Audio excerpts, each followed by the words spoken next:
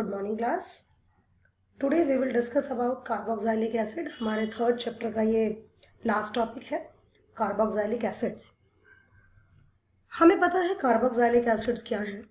Carboxylic acids जो हैं हमारे वो ग्रुप है कंपाउंड का जिसमें COOH ग्रुप बेसिकली होता है. तो that are carboxylic acids. Weak acids होते हैं लेकिन एसिडिक कैरेक्टर रखते हैं. नॉमेनक्लेचर ये टॉपिक मैं आपसे पहले ही डिस्कस कर चुकी. मैं अगर नॉमेनक्लेचर की बात करूंगी तो ये टॉपिक मैं आपसे पहले ही डिस्कस कर चुकी हूँ. ये जो टेबुलर फॉर्म में आपको इतने सारे एसिड्स दिए हैं, इनके कॉमन नेम और इनके UPSC नॉमेनक्लेचर से आप एक बार और रिवीजन कर सकते हैं, कर लीजिएगा ना. Structure of carboxylic group. Structure किस तरीके का होता है कार्बोक्सिलिक ग्रुप का, आप देख सकते हैं COOH.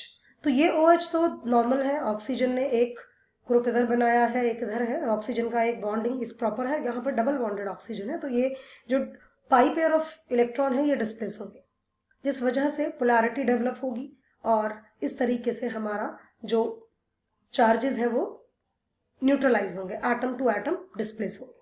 तो this is about the structure of carboxylic group. और इसीलिए इसमें जो रिएक्शंस हम पढ़ेंगे वो भी दो तरह के रिएक्शंस पढ़ेंगे, एक OH ग्रुप का क्लीवेज, एक CO ग्रुप का क्लीवेज.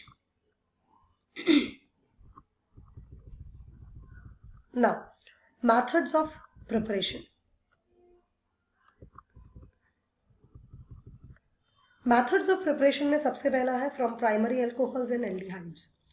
Primary alcohols या aldehydes अगर हमारे हैं और हम उनको ऑक्सीडाइज करते हैं in the presence of any oxidizing agent, तो हमारा जो कंपाउंड है वो हमें carboxylic acid as a product हमें मिलता है. तो this is about the preparation of carboxylic acids. Now from alkyl benzenes. Alkyl benzenes का मतलब क्या है? एल्काइल बेंजीन्स मतलब बेंजीन पर एल्काइल ग्रुप लगा हो, अगर आप उसको भी ऑक्सीडाइज करेंगे तो you will get what? Carboxylic acids. आपको कार्बोक्सिलिक एसिड्स मिलेंगे. This is about the preparation of carboxylic acid. Again vigorous oxidation करते हैं. विग्रस का मतलब थोड़ा ज्यादा ऑक्सीडेशन करना पड़ता है, मतलब स्ट्रॉन्ग ऑक्सीडाइजिंग एजेंट हम यहाँ पर यूज करेंगे. थर्ड पॉइंट है हमारा फ्रॉम नाइट्राइल्स एंड अमाइड्स. सो यहाँ पर हम क्या करेंगे, हमने नाइट्राइल्स लिए हैं जिसको CN साइनाइड्स भी कहते हैं, और अमाइड्स लिए हैं CONH2. दोनों कंपाउंड्स लिए हैं. माइल्ड रिएक्शन होंगी दोनों की दोनों, ठीक है, अमाइड स्टेज पर, और आराम से हम इनका ऑक्सीडेशन कराएंगे और हमें कार्बोक्सिलिक एसिड्स मिल जाएंगे.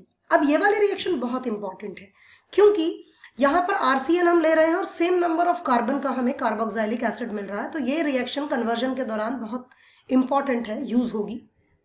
यहाँ पर भी आप देख सकते हैं. So this is important. Ammonia का फॉर्मेशन हो रहा है, सीधा अमाइड से हम एसिड बना दे रहे हैं. हम इवन इस रिएक्शन को एराइल ग्रुप के साथ भी अप्लाई कर सकते हैं. सिंपली हीट किया है हमने यहाँ पे and we got our benzoic acid.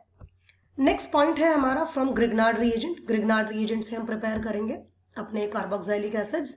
सीधा सीधा ड्राई ईथर की प्रेजेंस में, कार्बन डाइऑक्साइड की प्रेजेंस में रिएक्शन किया, देन हाइड्रोलिसिस करेंगे and we get our carboxylic acid having one more carbon, एक कार्बन एक्स्ट्रा. आप देख सकते हैं यहाँ पर R था और यहाँ पर RC हो गया, तो it means it has one carbon extra. तो अगर हमें एक एक्स्ट्रा कार्बन वाला एसिड चाहिए तो हम ये रिएक्शन को अप्लाई कर कर अपना जो कन्वर्जन है वो आसानी से कर सकते हैं.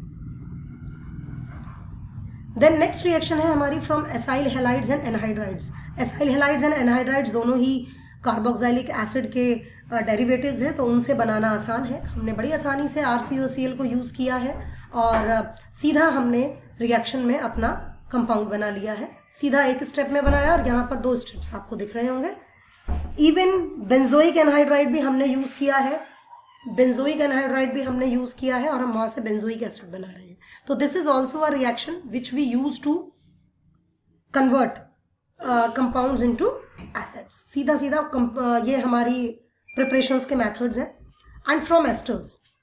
एस्टर्स से भी हम कार्बोक्सिलिक एसिड बना सकते हैं क्योंकि हम जब कार्बोक्सिलिक एसिड को अल्कोहल के साथ रिएक्ट करते हैं तब हमारे एस्टर्स बनते हैं। तो अगर हम उसका हाइड्रोलिसिस कर दें एस्टर्स का तो वी विल गेट दिस, हमें बड़े आराम से ये कंपाउंड मिल जाएगा और हमारा जो मोटिव है वो सॉल्व हो जाएगा।